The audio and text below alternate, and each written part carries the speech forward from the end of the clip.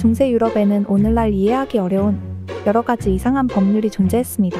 대표적인 예로 동물도 법정에 서야 했던 사실이 있습니다. 13세기부터 18세기까지 동물들이 범죄를 저질렀을 때 실제로 재판을 받고 처벌받는 일이 빈번했습니다. 이러한 법률은 당시의 신념 체계와 사회적 구조를 반영한 것입니다. 중세 유럽 사회는 종교와 법이 깊게 얽혀 있었습니다.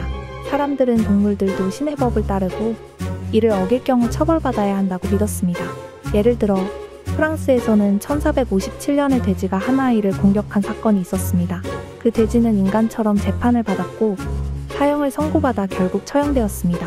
이런 법률들은 오늘날에는 터무니없게 보일 수 있지만 당시 사람들에게는 신의 질서를 유지하는 중요한 방식이었습니다.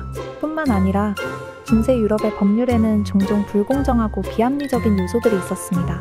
예를 들어 마녀 사냥은 당시 여성들에게 엄청난 위협이었습니다. 15세기부터 18세기까지 수많은 여성이 마녀로 몰려 처형되었습니다. 특히 물시험이라는 비인간적인 처벌 방식이 사용되었습니다. 이 시험에서 여성은 물에 던져졌고 만약 물에 가라앉으면 무죄로 떠오르면 유죄로 판결되었습니다. 이러한 법률은 당시 사회가 가진 편견과 두려움을 반영합니다.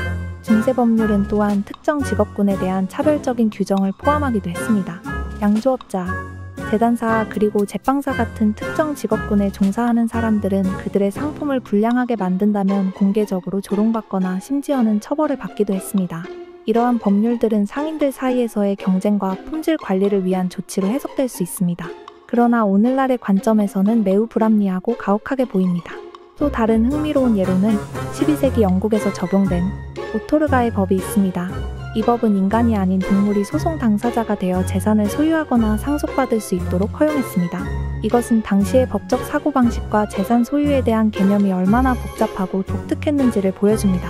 또한 이러한 법률들은 당시 사람들의 상식과 윤리가 오늘날과는 얼마나 달랐는지를 잘 보여줍니다. 이상한 중세 유럽의 법률들은 당시 사회의 복잡한 문화적, 종교적 신념을 반영하고 있습니다. 그들은 권력, 종교 그리고 사회 규범이 어떻게 작동했는지를 보여주는 중요한 증거입니다. 오늘날의 관점에서 보면 이러한 법률들은 비합리적이고 때로는 잔인하게 보일 수 있습니다. 그러나 이러한 법률들을 이해하는 것은 당시 사회를 더 깊이 이해하는 데 중요한 단서를 제공합니다. 중세 유럽의 법률을 살펴보면 그 당시의 생활과 사고방식이 얼마나 다채롭고 복잡했는지를 알 수 있습니다.